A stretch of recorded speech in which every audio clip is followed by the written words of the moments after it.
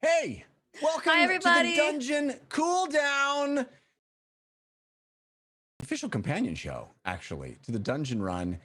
And it is made for our patrons over at patreon.com/the Dungeon Run. If you are a patron to the show, thank you so much for supporting us, making this show possible, making the Dungeon Run possible. If you are not a patron and you happen to be catching this stream live, please consider checking it out. Patreon.com/the Dungeon Run. You get the video on demand of this very bonus show. And you get lots of other cool perks, including this week, an incredible, cool Behemoth Tig diary entry written by our very own Jessica Lynn Parsons. Hey, Jessica. Hi. How you doing today? I'm good. I have my usual setup here with Ollie in my lap. He's the Oh, new is this going to be the new ongoing norm? This is the addition. new normal? Yeah, he has to be in my lap whenever I'm at my desk. All right. He's got to be in my view, center of attention, center of my world. It's nothing like adopting a pet and then it completely taking over your life. Yeah. I guess that's the part of the ball game. Part of the I heard deal. that happens with puppies. I want to start with a question that we got. We're sourcing a lot of the questions for the Dungeon Cooldown from the Patreon page. If you want to submit questions each week as a patron, there is a post that goes up beforehand. You can submit questions for the cast. Here we get announce who's going to be on each week, and you can submit questions. This is a question that I'm going to ask you, Jessica, and I'm going to ask Jared when he's on later. We're doing a split show, multiple guests this week because the party is split. This comes from Aaron McLeod, who says, for everyone, given it's been 5 days, have you calmed down yet? Yeah. Is Morgan's not listening, right? I hope okay, not. yeah. I think I he hope not. messaged that he's no longer listening. Morgan is running our tech for us today, so he's got to be headphones off for all of this stuff. Yeah, it's tricky. The party is split. They do not know what each other is doing, as you hopefully saw this week. And we're going to have lots of spoilers for this week's episode, so be aware of that. If you're not caught up to the Dungeon Run, we're going to be spoiling a lot of what happened in episode 81. But Jessica doesn't know what the rest of the team is doing, and the rest of the team doesn't know what Jessica was doing. And if you watch the episode, it's very clear that that's the case because mistakes were made. But Jessica, what you were saying. I am watching chat too, so maybe I shouldn't. I want you to be able to chat in here. So maybe we'll just, Jeff, you'll be the only one who looks at chat. Yeah, I'll moderate. I'm gonna turn it off so I can't see. Good thinking. Yeah, I've calmed down because I think I realized that the magic that happened in the last episode was because I was in shock and did not know what to do and just kind of like jumped off of a cliff. So I don't know. I think you gave me some tools to get out of my current situation. Tried to get back, although I still am magically shackled. So that is a big problem. I love that. I like character. I mean, obviously, it probably doesn't feel great to you, but I like when characters have to be resourceful in ways that they're not used to. Right? You're acting and doing things without your full tool bag at your disposal, and I think that's fun. Seeing players constrained like that, to me, is really exciting and interesting. And it sounds like the audience agrees. You know, we've gotten a lot of cool comments from people like loving seeing how you guys are reacting to these situations with literally your hands tied behind your back. I'm so glad that you yes-anded that choice, because I feel like so easily you could have just been like, yeah, that's not how things work. And then we would have still had an amazing episode and potentially another near-death experience. But the fact that you were like, this is a really cool idea, so we're going to say yes, is huge. I mean, it is all you. That I still have not calmed down from. Honestly, that's the fun of Dungeons and Dragons, right? I tweeted this week, what makes Dungeons and Dragons special? Well, it's that anything can happen, and sometimes does, right? And most often does. There's no other thing. You can't have a video game where you can just like try the craziest thing and let it happen. And that's what's fun is that we both kind of jump into the void together and not know where we're headed and figure it out. And you and I have done that together as a twosome before, and now we're sort of back in that situation again, which is pretty wild. Did you add anything into the room, or did everything that was in there, was that all pre-placed from the previous episodes, and that's just something that we didn't get to before? It is pre-placed from the previous. I wish I had the ability to sort of on the fly add stuff, but I literally, this is the stuff that you would have discovered if things had gone differently the first time. And it's so amazing to get a second chance at that. Yeah. Like, that's what's so exciting, is there was a path not taken in a certain sense because you had to escape that situation the first time. And now to be able to revisit that and see the stuff that you didn't get to see the first time is pretty cool. Well, and I still feel that way, because as soon as the robot exploded, I was like, okay, well, that's going to set off every single alarm in this dungeon. I need to get out.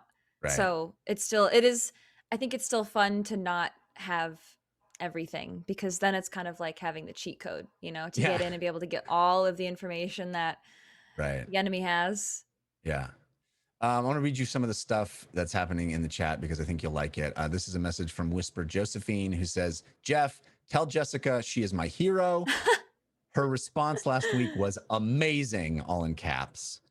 That was pretty cool. We also got Meso Patricia, excuse me, says, must see puppy dog, please. Oh, okay. Well, he's sleeping, but he always sleeps. So I'll show you. Ali. Cutie Ali pie. boy, he's got such big ears. Are you sleepy? Yes. I don't know what kind of dog he is. What kind of dog? You don't know. You said? Know. Yeah, I think he's like a terrier, Chihuahua, maybe Jack Russell, something. I don't know. Okay, more questions from the pre-submitted stuff on Patreon.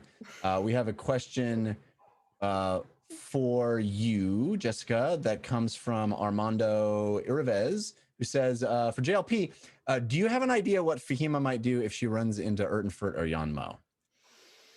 Maybe you shouldn't tell us in my presence, but...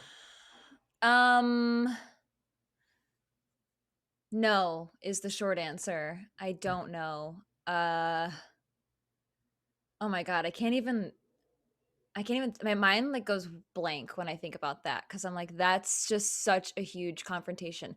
With the Ashen Mage, I have a relationship with her, so that I feel I have more to pull from. But if I just go up against Ertenfurt,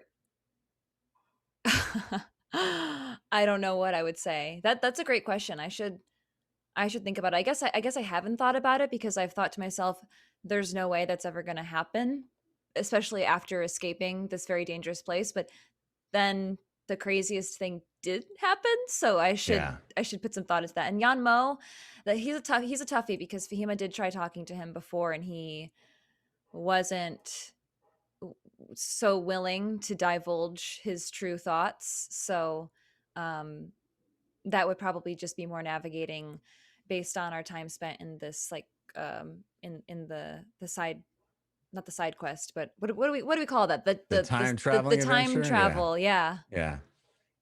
I read a really cool comment in the Discord this week in the no cast zone.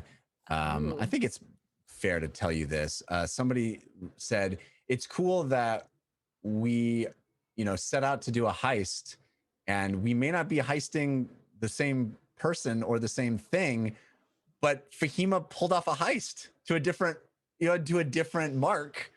You went in and stole stuff. It's pretty cool. That's true. That's true. It's still a heist. It just wasn't the heist we thought we were going to see. I mean, I do still hope that the other party members can pull off the heist. Right. I mean, we'll see. It doesn't sound like they are. I think they've gotten, well, we don't know. We don't know what's going on with them, but we'll see. There's a lot of wonderful chatter in here. I saw a comment that I wanted to read to you. Somebody else was complimenting you, and and how. Melodies of Old said, what Jess did was amazing and brave. I thought that was cool. We also got another question on the Patreon from our wonderful magical patrons. This comes from Whisper Joe, who says, having been split for the party for a period of time twice now, how hard is it for you / Fahima when you are back with the group? Great question. And again, I did not intend for this to happen at all. To split the party again. That was not at all my intention with going in and then getting me. My only intention was to make sure that she doesn't get crushed as an egg or turned into an omelet by the cheesemonger. How do I feel now getting if back? If the cheesemonger did make an omelet, though, it would be delicious. It would be full of all kinds of wonderful cheeses. Oh, but not with the meat bag. I mean, it'd probably be delicious. Ooh, how would a phoenix taste? Probably pretty good, right? Invigorating. Might be a bit gamey, you know. Yeah, not a lot of, not very lean meat. Probably burns going down too. I think I feel braver when I'm solo, because it's all on me to make the choice and to do the thing, and also the stakes are only myself. Because even going and getting Meep was something that really affected the rest of the party. So that's a choice that I have to be really conscientious of, which, you know, she wasn't in the moment, thinking too far ahead in that decision. But yeah, I think, not to say she isn't brave with the party, but I think it really raises the stakes when your actions can hurt your friends. Yeah.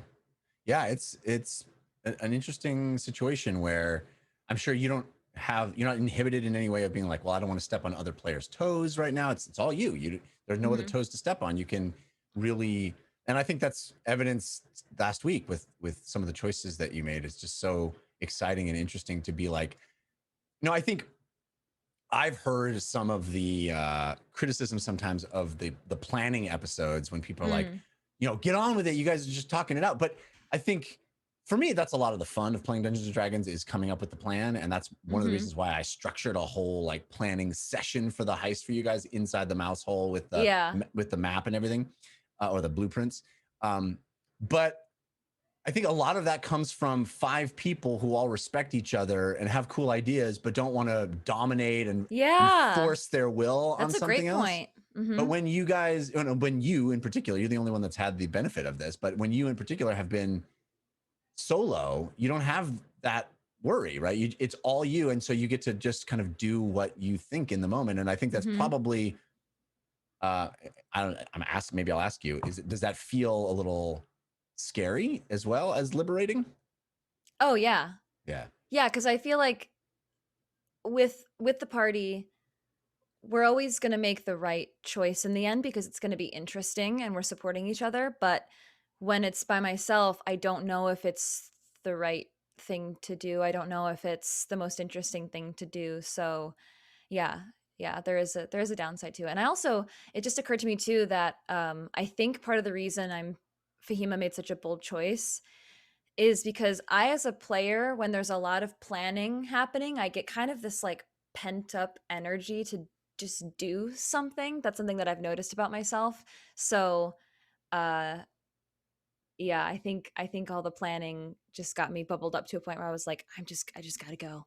I just gotta jump and wait for that magical net to appear.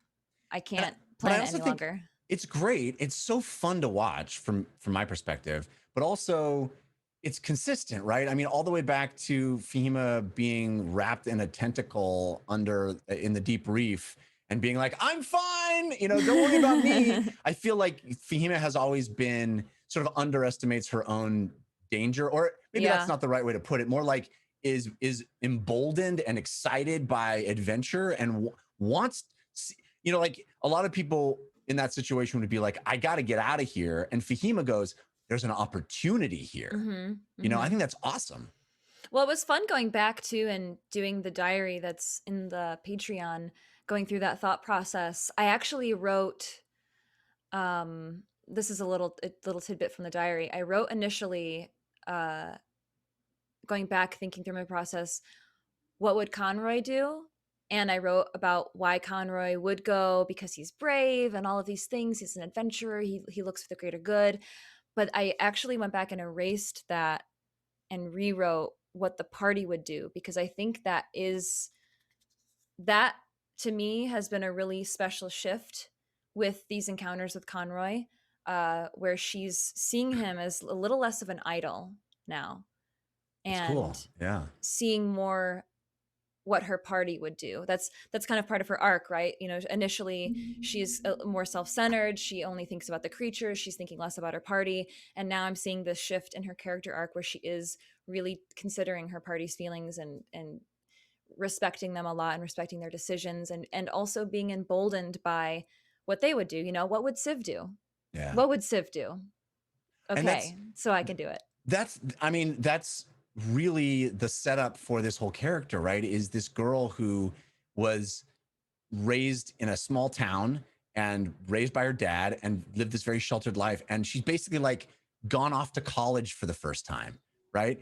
And I certainly had that experience. I think a lot of people have that experience of you thinking about your parents in a certain way. And then once you go off to college, you go, oh my God, the world is much bigger and there's all these other differences of opinion out there. And maybe it recontextualizes how you feel about a whole bunch of things, including your parents' teachings, you know? Yeah. And I think that's cool to see Fahima going through that, where all she had was her dad. And now she goes, oh, wait, no, these other people in my life are influencing me in new ways. Mm-hmm. And that changes how I behave. It's not just about living up to your idol anymore. It's about making decisions based on your more present circumstances and the people who are present in your life.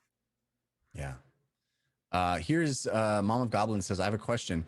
When Fahima opens the tag file, does she expect to see Conroy or Fahima talked about? Oh my God, I hadn't even considered that Fahima would be in it. Yeah. I assumed, I think, that it was going to be more about the Aarakocra, about his history with them. But it probably will contain information about Fahima, because that is her goal. Or at least maybe notes about Fahima. I don't know. I feel like getting more information is scary to me at this point, because I'm so comfortable now with the mystery that having information,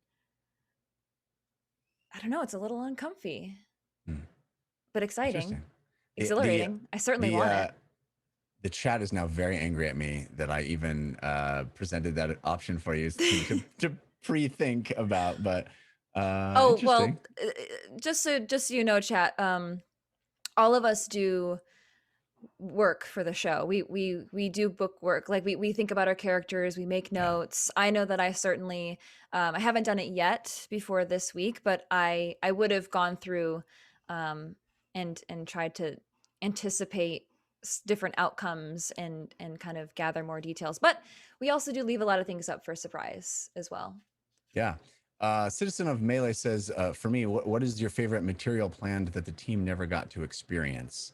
I'm not going to mention stuff that still might play out. Like, for example, if you had asked me, before last week, I may have said some of the stuff in the Ashen Mage's office, right? Now here we are. I never anticipated we'd get a chance to revisit that, but here we are. So there are ways that sometimes these things can pop out in new ways. But I have mentioned before a lot of the stuff that we planned when we were with Caffeine and had the studio and the prop team and stuff. For example, the model, the Typhoon Warden model inside the volcano was supposed to have a fully working game of Simon built into it so that the team could literally physically play Simon. And it would be a part of a puzzle that they had to figure out in order to free the Warden. I was really excited about that. There was going to be a thing inside the set where they had to shoot a rocket. There's these like little toy rockets that you step on that you shoot up. You had to hit a target. Yeah, that was going to be how you get out of the thing. Is you guys grabbed onto the thing and you had to. Anyway, it was going to be really cool. There's a lot of that kind of stuff that I'm sad will never happen because we just don't have those resources anymore. But Become a patron and maybe we can. Here's another question, kind of for me-ish. It says, did a part of you not want to reveal the Mecha Warden when Fahima was searching the lair?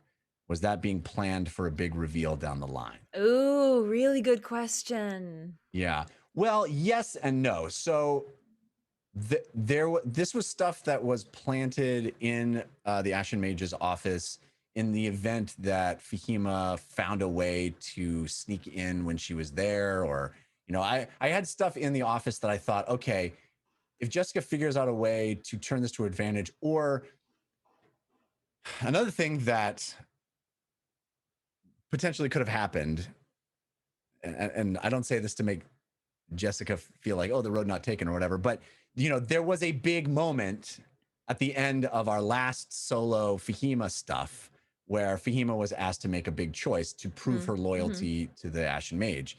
And I had very much prepared for Fahima to make that decision, to do that horrible thing, and just to show her loyalty to the Ashen Mage, whether or not it was coming from a genuine place. I thought maybe there was a potential that Fahima would do it.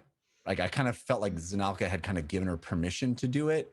And that's so horrible. It's horrible. It's horrible. So but horrible. It was part of that like temptation of the dark side, right? It's that like what is Jessica going to do? What is Fahima going to do? I wanted it to be a real decision point. And so in that sense, like if you had proven your loyalty to the Ashen Mage, a whole lot of things would have opened up, right? It would have been, okay, you are in the cabal now. You're one of us. And at that point, there would have been a lot of the stuff that you're now sort of stealing the information you would have found out, and you would have been sort of welcomed into that planning stage. So because that didn't happen, there was now, okay, how do I get that information? I mean, that information is going to come out, right? It's going to be fun ways for that information to come out. So there was, I had ways that I was kind of churning on of how that information was going to come out. Some of it maybe just be a surprise, like all of a sudden the Mecha Warden shows up or something. But well, now we know. Like now this is, I think, even a cooler way for you guys to have found out. Oh, absolutely. This is epic level. Yeah. I have a question for you. If there are more important things in the room that Fahima did not look for, how do you generally work as a DM when there's stuff that you want the character to find to progress the plot versus things that are just kind of there for puzzle pieces? How do you navigate hints towards giving those things to the character, to the PCs? It's tricky, and it's always, for me, it's always case by case, because it depends on how important it is that information happens now. There's been a number of points where you guys have zigged when I thought you were going to zag, and I felt like, oh shoot, I really thought I was going to be able to give them that piece of information there.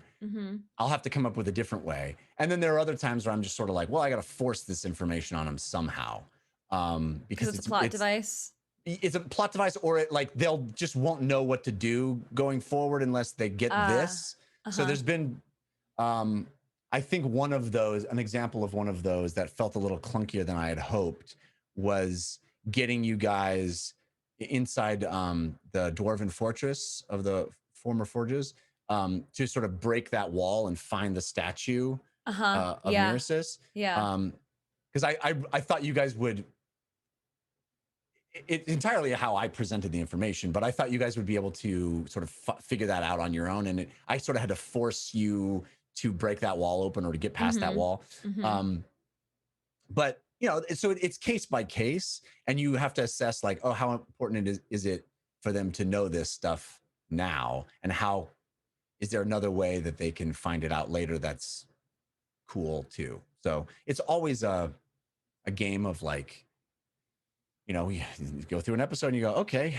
And I think a lot of the heist has been that, because I had a very specific idea of how the heist was going to go. And it's not at all that. So it's like, okay, imagine. Well, is this information, you guys were going to find out some certain information. And if this heist goes completely sideways, maybe we just don't get this information. Who knows? Oh, You know? no. Yeah. Well, the last thing that I'll say before we switch over to Jared is I just want to express how scary Fahima's situation is right now.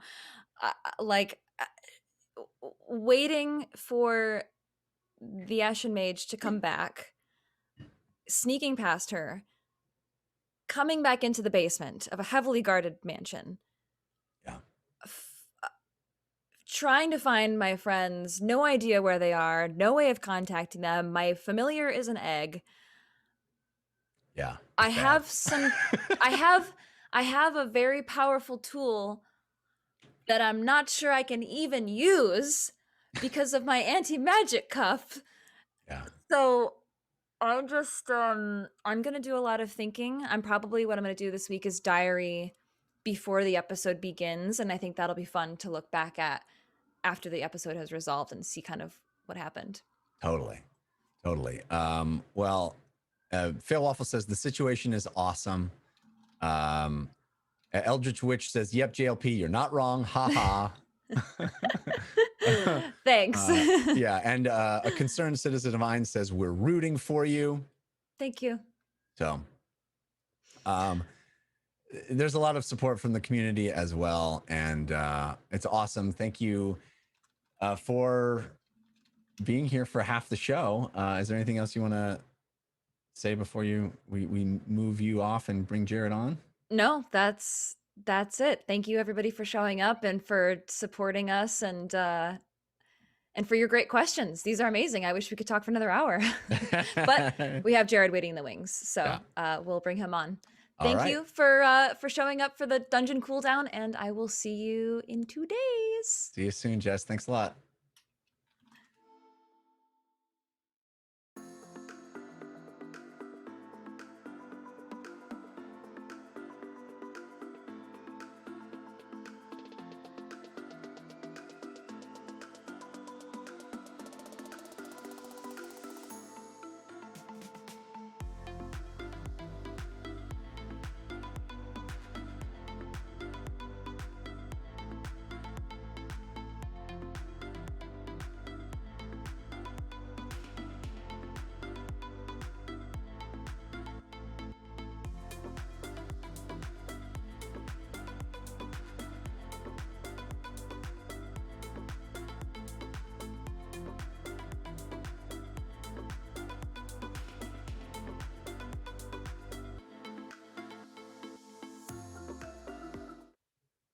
Hey, and now we have the amazing, the wonderful Jared Kjack joining us for the second half of the Dungeon Cooldown.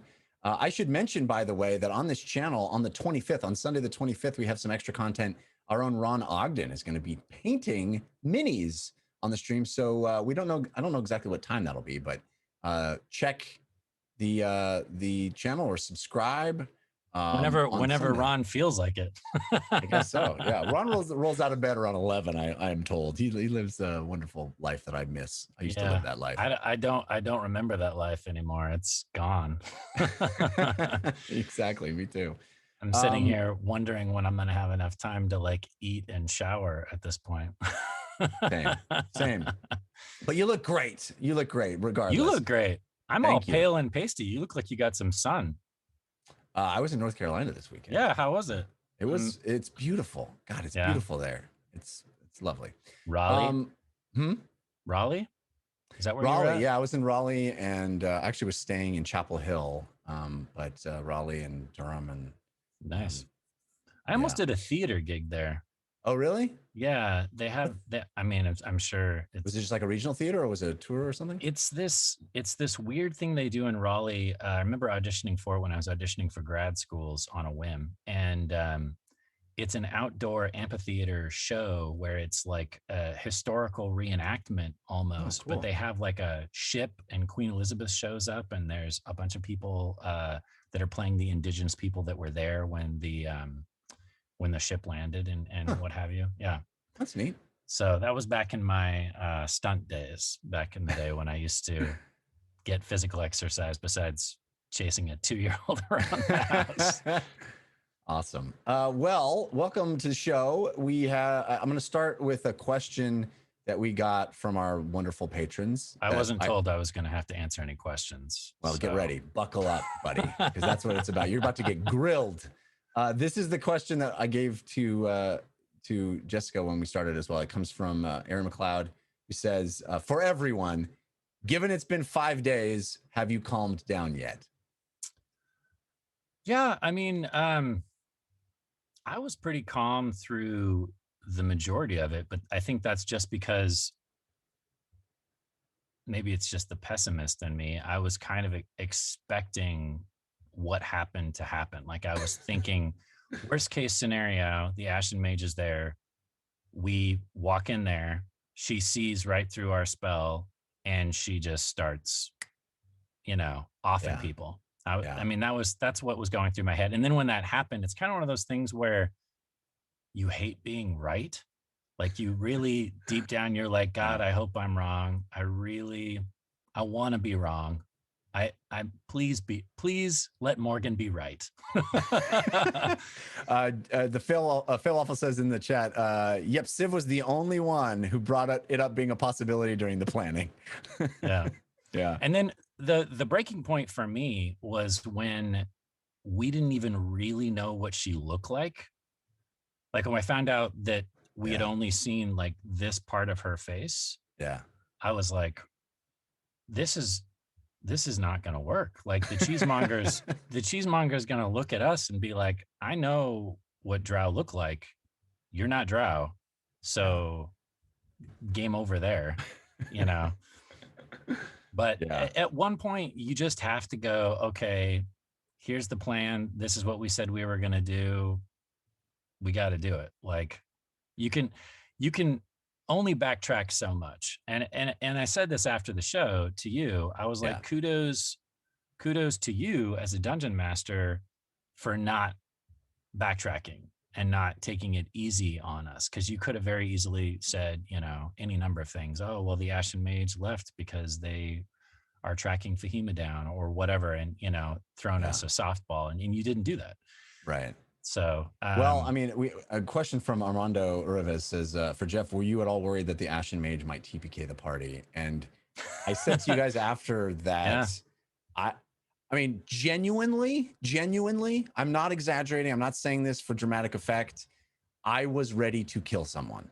Yeah. I felt like it had to happen, right? Yeah. And you guys were very smart. I think I was surprised in the moment that everybody was putting their effort into getting high initiative. And then I realized why. Yeah. But if it wasn't for those high initiatives, somebody would have died.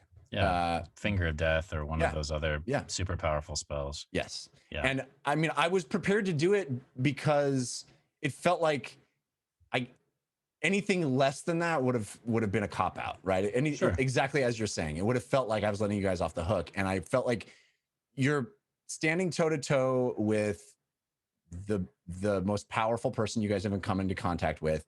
You've stood next to her once before and got out of it only because Vic sacrificed herself. Yeah. This has to, you can't get another Deus Ex Machina here. It has to happen. And so that was, I mean, I don't know about TPK, but I think at least one of you was going to die before you could get out. Yeah. And I was thinking whoever didn't beat her on initiative would be the person that was going to get waxed. Yeah, for sure. I was like pleasantly surprised when I rolled that natural 20, but I was like, but would Civ leave everybody behind? And then when I turned to Uggo and Uggo was like, oh, I'm running. Like you see it on my face. I am fleeing the scene. I was like, okay, if Uggo, who never flees from a fight, always just stands there and takes it, is willing to die at any moment for any number of causes, and he's running, I was like, okay, that gives me, carte blanche to run away. Yeah. Yeah. I mean, it was high stakes, and it was the Empire Strikes Back moment. That's what everybody refers to it as. Yeah. Yeah. We came across Darth Vader. We're all, not Darth Vader. It's interesting. I never really thought about it like that, but it really is true. I mean, Olsvach very much is Cloud City in a lot of ways. right? Yeah. And you've got your like Curso is kind of Lando in a way. Run by scoundrels. Yeah, I never, I didn't intentionally model it that way, but I feel like it very much Well, syncs up. somebody brought up in the Discord that they loved the idea that Ulsvach is bisected and the rich and the poor, the way you set that up. Yeah. And they were like, and Civ is kind of bisected. There's the Civ that's old school rogue evil Civ that's, you know, willing to do whatever it takes to survive. And then there's the new Civ who's trying to be a better person and trying to, you know, care about people again. And great. They nailed that on the head. And I never thought about it in those exact terms, but it's exactly right. Yeah. So kudos to whoever said that in the Discord, and I'm sorry I don't remember your username. Which join the Discord and you can see it in the Civ channel. Indeed. Which space says Fahima is going home in Carbonite confirmed. I would actually say that's a win situation. That's a hey, at least nobody died. She's just in Carbonite. Yeah. For sure. So here's a couple. And I would much rather deal with Jabba the Hutt than Darth Vader. Much rather. Yeah, a cheesemonger in this situation is Jabba the Hutt, I think. It's all Star Wars, all the way down. Yeah, everything can be related back to Star Wars. Here's a question from Whisper Joe from the Patreon who says, for Jared, are you regretting going back to Ulsvach? Jared is not. I think it's great storytelling. I definitely think Civ is. Civ's at the point now where he's like, I've made a terrible mistake. I should not have involved them in this. It's like if you grew up in a really bad neighborhood, if you grew up in like a crime-ridden place, and then you get nostalgic for that for whatever reason, and you're like, hey, wouldn't it be fun to take all of my college friends back to where I grew up?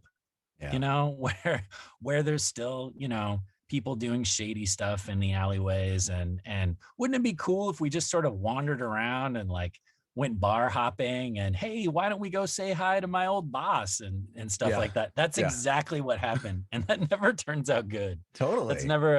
That's never a positive situation, especially when your friends from college did not grow up in anything close to that kind of neighborhood whatsoever. Oh, I love it because it's exactly how it played out too. Because the first moment you guys arrived there, Civ was like, "I'm going to give you the tour, and this is the cardboard box that I used, you know, and this is the alley." And it was like a pride that he was showing, almost a weird pride of like, I'm bringing my new friends to my old, exactly as you described it. Yeah. And now everything, you know, has gone haywire. And the funny thing is everybody's role played it perfectly because all of the other characters are like, oh, this is where you grew up. Oh, that's so tragic. And we're so glad that, you know, you are who you are now. And yeah, this place is kind of dangerous. And well, I mean, what's down this street? And what if we go see this person? And oh yeah, let's talk to the old people that used to be in that gang that used to be a part of. Why don't we go talk to them? And oh, they want you to do a job. Oh, well, yeah, we could be a part of that too. And it's just like further and further down the spiral to the point where it's like, oh man, it's like a bad crossover of The Wire and Ocean's 11. Yeah, but it's a brilliant, I think, as you kind of have framed it this way. I didn't even contextualize it this way, but you've framed it so beautifully of those two sides of Civ's nature coming into contact with one another, and they're incompatible, right? They're incompatible. Like the old him and the new him. You know, the heroes of Bingle represent this new reinvention that Civ, his aspirational side, and the vermin represent the old side. And like they can't exist in the same place at the same time, right? It's oil and water. Yeah. And I think that's a perfect. That's why he had to leave, essentially. Yeah, and it's a perfect illustration of the internal life of Civ too, right? Because even internally, those are incompatible. Yeah. And I mean, that's what he struggles with on a regular basis is who's he going to be in this situation? Yeah. Because it's real tempting. The only thing I've been thinking about since that happened is, what's Civ gonna do now? And what are my options? Yeah. And what would the old Civ do? And what would the new Civ do? And what do I care about? What am I willing to risk? What am I not willing to risk? And what do I have to do to mitigate this situation it's just damage control at this point. The damage has been done. How do I fix this? How do I salvage this in some way? Yeah. And I did not mean to use the word salvage. Now that I think about it, it's a bad term. It's a bad term for Civ. Yeah. So that's where I'm at now. And that's tough because it's real tempting to do what the old Civ would have done, especially because Civ has some resources in his bag of holding that are tempting. You know, it's tempting to leverage that. And I think he knows Olsvach enough to where he's like, I bet you I could cause some real problems for the cheesemonger and maybe get the vetch involved in all of this. But then what risk does that entail when it comes to the rest of the group and the vermin themselves? And is he willing to risk that? And there's a text chain happening outside of all of this with Morgan and Katie and Ron and myself, because of course Fahim is not involved, of all the things that they're thinking about doing or things that we could do, or things that might work to, you know, undo or fix some of the stuff that has gone downhill. And the more they text, because I haven't been responding because I'm just kind of internalizing it all right now. The more they text, and Morgan's probably listening in on this because he can, but the more they text, the more I think I'm done. Like, we're done here. Like, there's no winning this. Yeah. And it's just cut and burn for him. Yeah. And it's not worth the risk and the reward. We gambled big. We came up snake eyes and lost big. Yeah. How much more are we willing to sacrifice and lose in this situation? And if we lose, if the group loses, everybody loses. You know, and you see that in the I can't remember which specific heist movie, but I feel like maybe Ocean's 11 or movies like that where, or I guess it's Heat that I'm thinking about. It's like, you got to be able to walk away. Once you're burned, you got to be able to walk away from everything in a moment. Right. And I feel like that is consistent to that kind of mythos, that kind of like crime world mythos. Is like, you know, we're going for everything, but the people that get caught, the people that get killed, the people that don't get out are the people that hold on to things and try to salvage it when it's far beyond the point at which anything's going to work out. And it's the people, the shrewd folks that actually survive are the ones that go, nope, cut and go. You know, I think that's so cool. Yeah. Anyway. Yeah. So I'm sure there's going to be a lot of debate on that. Yeah. So get ready for that. Get ready for that, watchers. I'm sure there's going to be a lot of arguments on both sides. I'm glad you mentioned all that because it directly answers a question we got on the Patreon from David Gen Pro, who said, how much gaming occurs between sessions with the player's text chain, including planning the escape from Olsvach? I want to say David Gen Pro might have even been part of the whole Civ messaging thing. So maybe he's just really cued in on this moment. Yeah, there's not a lot of metagaming. There's stuff that to kind of push the story along. One of the things that we'll do is we'll have these outside chats or messages even during the show sometimes. And that's just to push the plot, push the story, push the moment to moment action, because, you know, deciding what we're going to do next realistically could take an hour's worth of the show. Yeah. And we know that sometimes that's interesting and intriguing, and sometimes that's just a lot of debate. And you want to get to the action. You want to see what's going to happen. You want to see what the results are going to be, or what gets triggered. And so we try to expedite that by having this little text chain. But I wouldn't say it's metagaming, because we'll even catch each other in the text chain saying, hey, you don't know that, or we can't do that because we don't have that information. So it's actually a great way for us to gut check on the metagaming to make sure that we don't do it. Yeah. And to give everybody in the show credit, we don't watch each other's secret rooms. We don't watch old episodes to see what happened on the other person's side. And that's abundantly obvious from this latest episode that we just had. Yeah. And I'm glad. I think that as uncomfortable as it might feel in the moment and feel like, oh my God, we're making the wrong choice or whatever, or like you said, coming up snake eyes on a gamble, I think ultimately it is so much more honest and so much more exciting from an audience's perspective to go, these are the choices they made with the information that they had. And there really wasn't more information than they should have had. Yeah. You know, they didn't have the benefit of being a player and knowing what the other hand is doing. And I think I'm really glad we did that because it created something much more true and I think ultimately much more exciting too. Yeah. So it only caused you a slight brain aneurysm. It caused me a massive breakdown, but you know, I've recovered, I think. I'm this week is equally terrifying for me in a number of levels, but it should be. Yeah. I mean, now is when you get to decide, what does Darth Vader do? Yeah. You know? Right.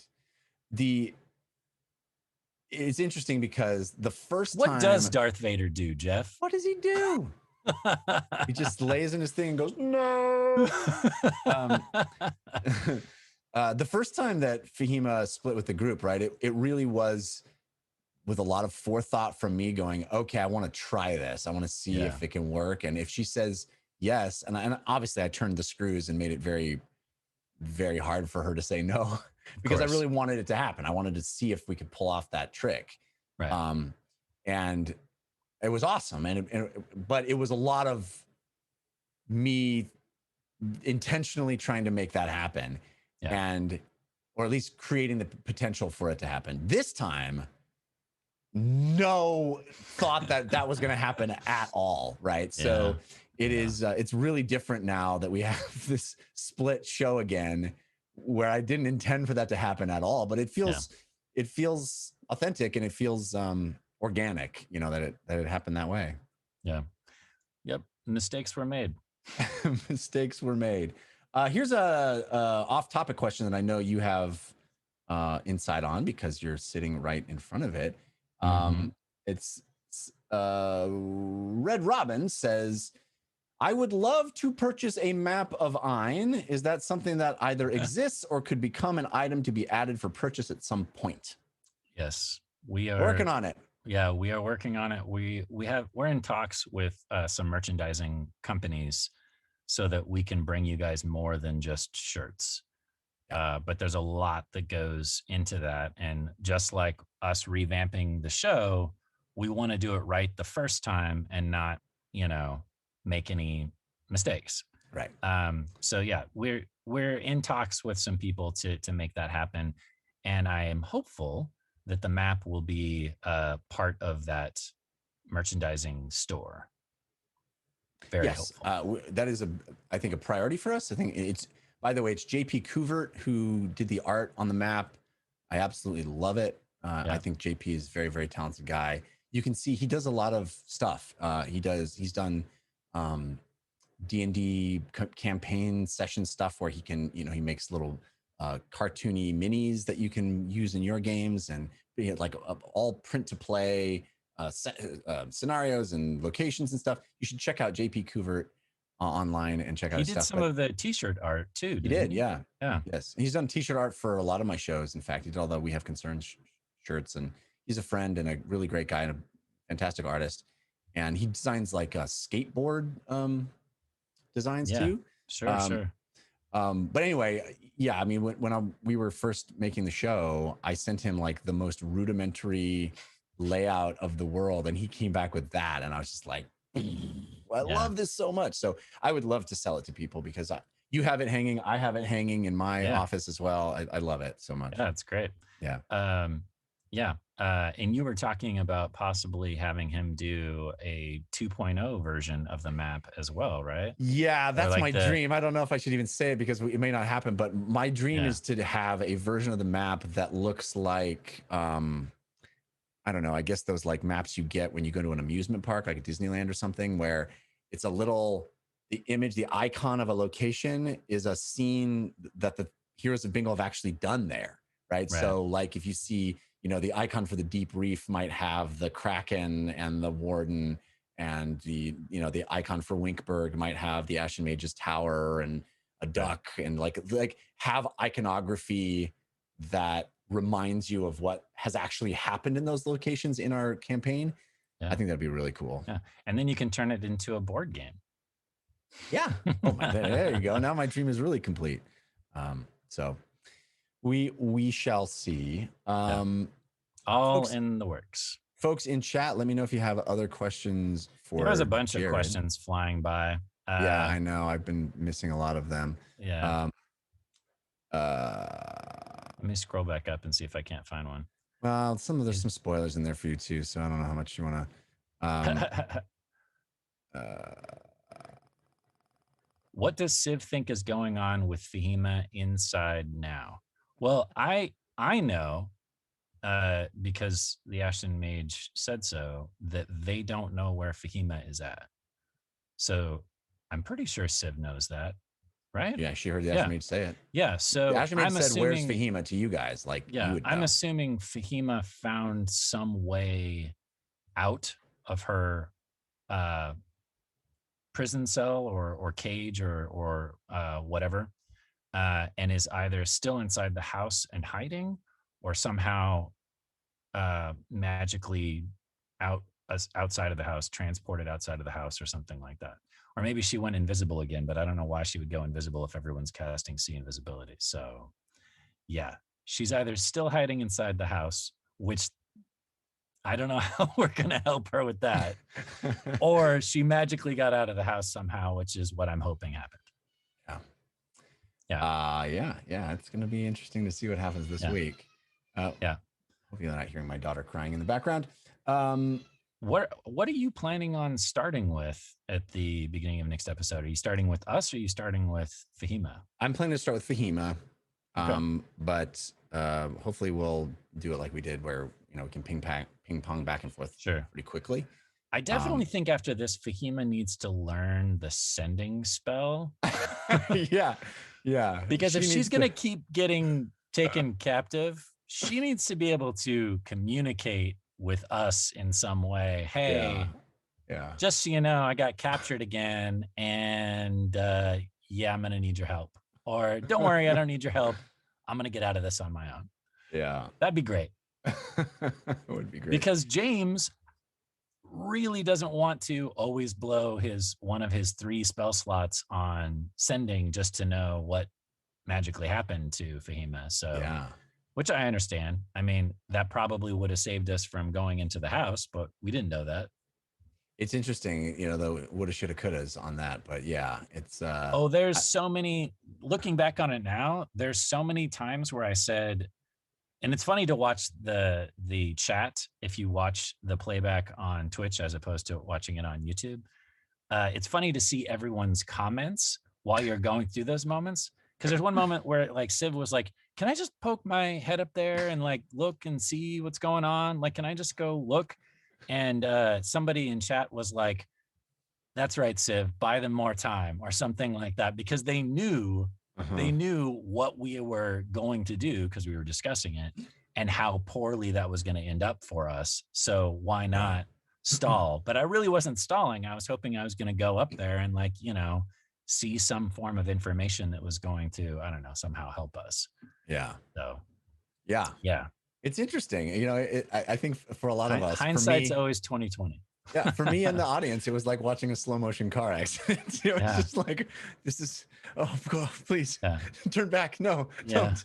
But it was great. And you were even like at one point, this is a terrible decision. When I was like, this is a terrible plan. And you were like, yeah, this is a terrible plan. Yeah. And everybody in chat is like, he's literally telling you, the Dungeon Master is telling you that this is terrible and that you shouldn't do it, and you're still doing it. Well, but I again, I feel like we already committed to it, Right. Yeah, I think that's a strength of yours, not a weakness. It wasn't that you guys were oblivious to the signals you were getting. It's that you were playing the truth of the moment and going, these characters have decided that this is what they're going to do. I'm not going to let a meta gaming moment get us out of a predicament we're putting ourselves in. And I think that's a credit to the team. I think that's really strong role playing. Yeah. And we had alternate ideas, alternate plans or things that we thought about doing. But the thing that everyone needs to understand is as soon as one of us, in this case, Fahima, is in direct danger, lethal danger, and we're assuming that the Ashen Mage is on her way, all of those brilliant, amazing, like time-consuming plans that we originally had, ideas that we had where we were going to suss out the house and sneak in on one side and create a distraction for the guards and maybe make one of us look like a guard so that we could walk around freely. And why would they cast a spell on another guard? Because that guard's supposed to be there and blah, blah, blah. All that went out the window when we found out Fahima was caught, Ashen Mage was alerted. She's probably on her way. We have minutes, and in fact, seconds, not even minutes, to do something about this, or she's gone forever, or dead. Right. So that's why we were throwing ourselves at this horrible situation in such a reckless manner. Yeah. I don't think we normally do that. I think as a group, we usually go, hey, there's 5 ways to skin a cat. Which way are we going to approach this situation? And in this situation, it was, we don't have time. We have to go now. Yeah. And I think that's what bit us in the butt. Unlike any other moment I can remember in the show up to this point, I feel like everybody's hand was forced. Yeah. Right. I feel like my hand was forced. I felt like your hand was forced. In a lot of ways, I felt like Fahima's hand was forced. Right. As soon as she could have let Meep go. She could have let Meep go. And she's not going to, but she could have. I honestly thought in that moment, okay, she knows Fahima that Meep is going to be an egg. What Jessica said in the previous section of this show is that she was worried that they were going to turn the Meep egg into an omelet or break it or destroy it in some way. And I get that. Yeah. But I honestly thought, as all that was going down, that, okay, Meep is an egg. Now it becomes a heist for 2 things. Yeah. It becomes a heist for whatever it is that the cheesemonger's holding onto and the egg.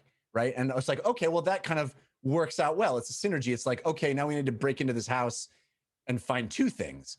But then things escalated. And I saw that thought process go across your face. Yeah. As a dungeon master, I saw that. But as soon as she said, you guys go this way, I'm going to go over into a bush. I'm going to turn into some kind of bird and swoop down and grab that egg. And Lily and James were like, okay, cool. We'll catch up with you. And then she took off. I mean, Civ and Uggo weren't there, but had we been there, I don't know if we would have been, because Civ and Uggo are usually the ones that are like, hey, no, that's not a good idea. Right. You shouldn't, especially Uggo. He doesn't like it when people go off on their own unless he knows about it. Yeah. And then, it just so happens that she picked a bird that only has 8 hit points. And so when they whacked her, that was, game over. So I feel like it was like a domino effect that all started with, and the original idea of Meep being invisible and scouting out the house is not a bad plan. I even said that in the game. I was like, that's an awesome idea. Why didn't we do that sooner? Right. But there was, yeah, and hindsight is 2020. Yeah, I honestly, I had like that see invisibility spell, like it already. Like I thought you guys were going to be able to figure out that, oh my gosh, we can't just invisibly sneak in. We got to come up with a different way. I thought all of that was going to be interesting and juicy, and I thought even having Meep take the hit for the team actually would work out in your favor, because it's like, okay, Meep actually served her purpose, which is find out what the defenses are. Yeah, that's why they normally make familiars, and she's a special case, but normally familiars are expendable because you can, and that's why one of the reasons why I wanted to turn Mr. Whispers into a familiar is because I didn't ever want to have that moment where too many things have died in Civ's life, and Civ has killed way too many things. He doesn't want to see his only friend from childhood also bite the big one. Right. So let's turn him into a familiar, which is kind of you know, it works. And, Yeah. and having a little dabble in magic and connecting with Fahima on that, all of that worked. So that was great. And what that gives me the ability to do is I can send Mr. Whispers in, knowing that even if he gets snuffed, I can always summon him again because now he's a spirit animal. But Right. Meep doesn't have that. Right. And I Which, think I mean, she has that's in the sense that she can be reborn from the egg. It's right. just that the egg gets destroyed. And I Right. honestly didn't anticipate Fahima worrying about that to the extent that she did, where it's like, I got to get that egg now. I kind of felt like, oh, you know, guards finding a phoenix egg or a creature that was invisible that they shot down that turned into an egg. All of that felt like Yeah. there's going to be some more research into this before they do Yeah. anything to destroy it.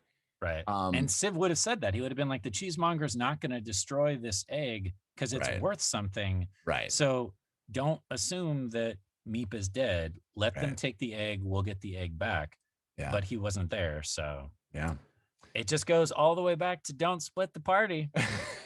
Split the Golden party. rule Yeah. that we keep breaking. Well, we are back to being a split party and we're back to being a split show. And we are at the end of our show. I'm actually going to do maybe a few minutes just by myself if there's a few questions from the Patreon that neither of you should hear. But thanks, Of course. Jared, Kjack, for this was being great. here for half the show. I know if it went by fast, but yeah, it always does. Even if you're doing the whole show, it goes by super fast. Yeah. So yeah, enjoy your DM only questions. Yeah, I won't take too much time for it, but I appreciate it, and we'll see you on Wednesday, buddy. All right, bye everyone. Bye. Thank you.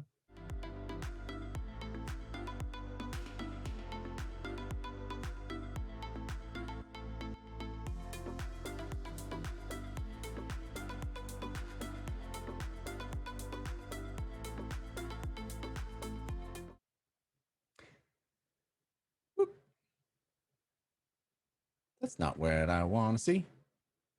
Boop, boop, boop, boo, boo. My shoulder will answer the questions.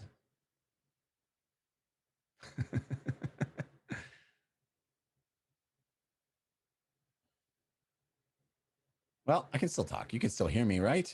So we'll do just a few minutes. Put a parrot on your shoulder. Hello. I'm Morgan Peter Brown.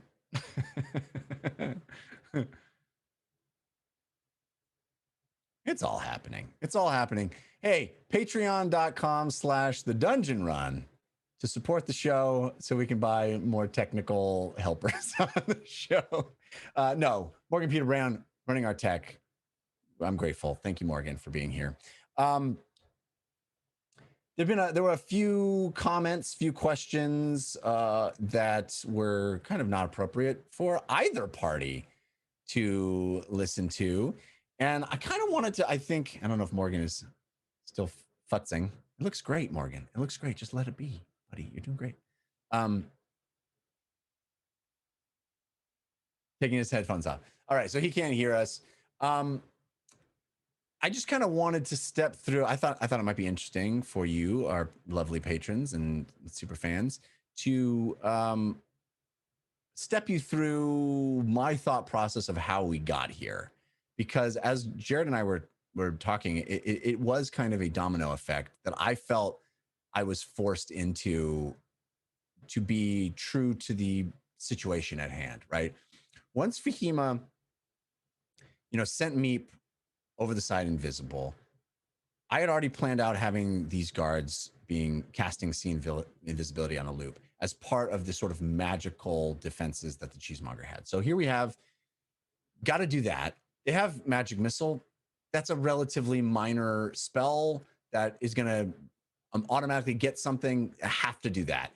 It just happened to have enough damage to take out Meep. Have to do that.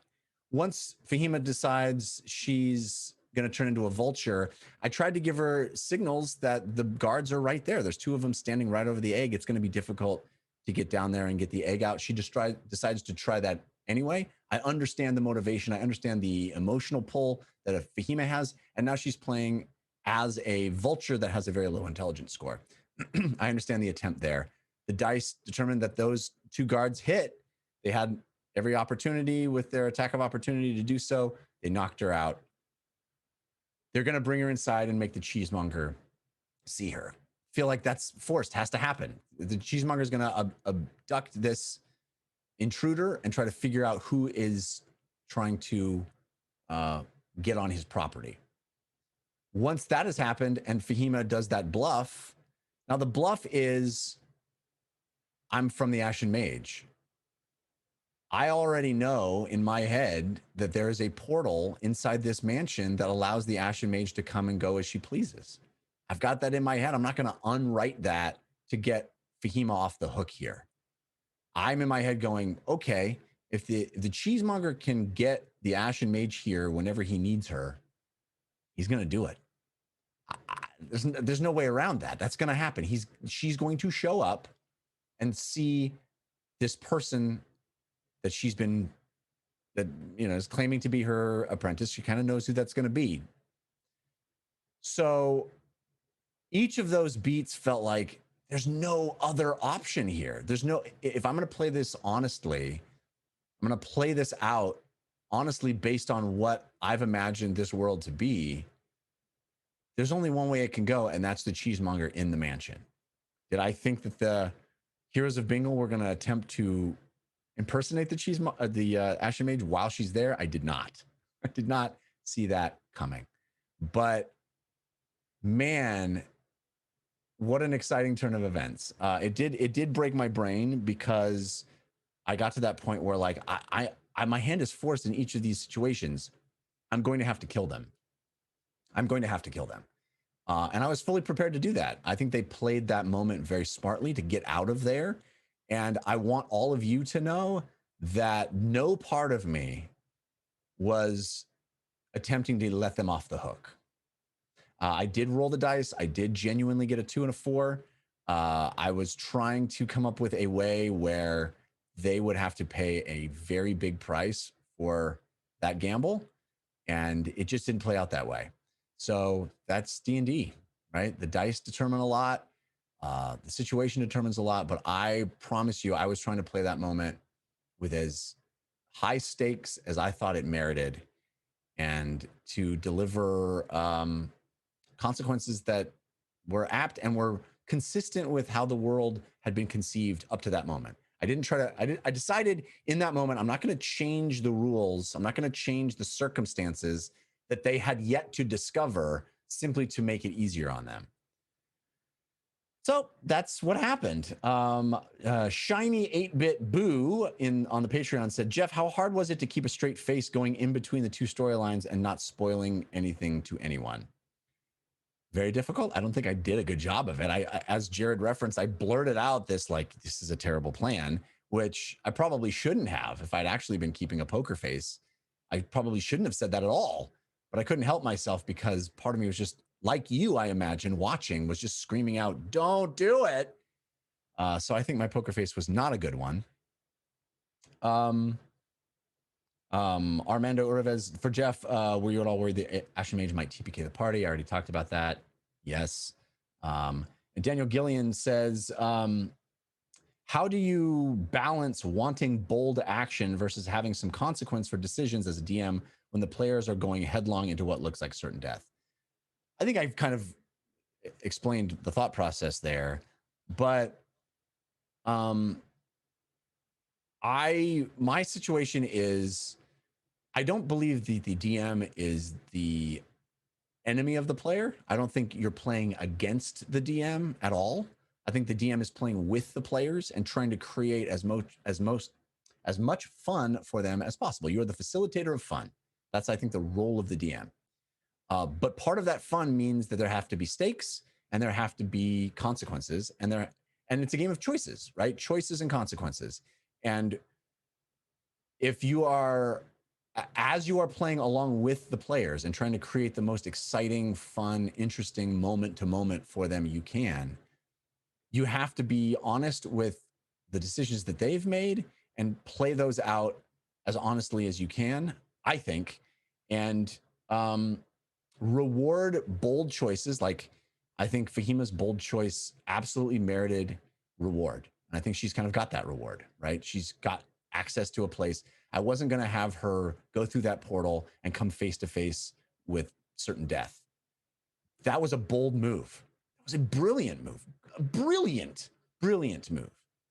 And to do something like that, I'm not going to slap her wrist for it. I'm going to go, yeah, that's awesome. But also the truth of the other side of the coin with the team is I've established the Ashen Mages there in the mansion before they tried to impersonate her. So I'm not going to give you a get out of jail free card on that. This is the given circumstances. You didn't know it, but I'm not going to deny it. So I do try to reward bold, exciting, outside the box thinking as often as I possibly can, but I also need to be consistent and try to, if you make a really ill-conceived move, I'm going to try to give you consequences for that as well. All right.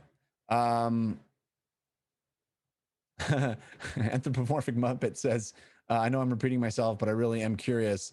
Were there ever other writers, or is it always you? I wish I had other writers. No, I love this idea of me and other writers. I once sat down with some friends who are writers and told them the story, which you guys haven't even know the story, but told them the story that I wanted to tell and just kind of ran it by them. And they were like, that's cool. But no, no other writers. I wish I had a team of writers, but no, it's me stressing throughout the week. All right. I think that covers all of our questions from the Patreon. Again, patreon.com/the dungeon run to support the show, to watch great additional programming like this. And we want to do many more shows. We wanted to have more resources to make the dungeon run even better. The best way to do that is to become a patron. Really cool perks. I'm going to do another stat sheet for one of the monsters. I was thinking of doing the slime or the big slug next, but I might end up doing the fetid attendant, because people seem to really enjoy the fetid attendant that the team just faced down in the sewers. So I might do that stat as well, stat sheet. But thank you for watching, and we appreciate it. I think I maybe need to tell Morgan that wrapping up right there. Thank you so much for supporting the show. Thank you so much for watching the show. Please tell your friends about us.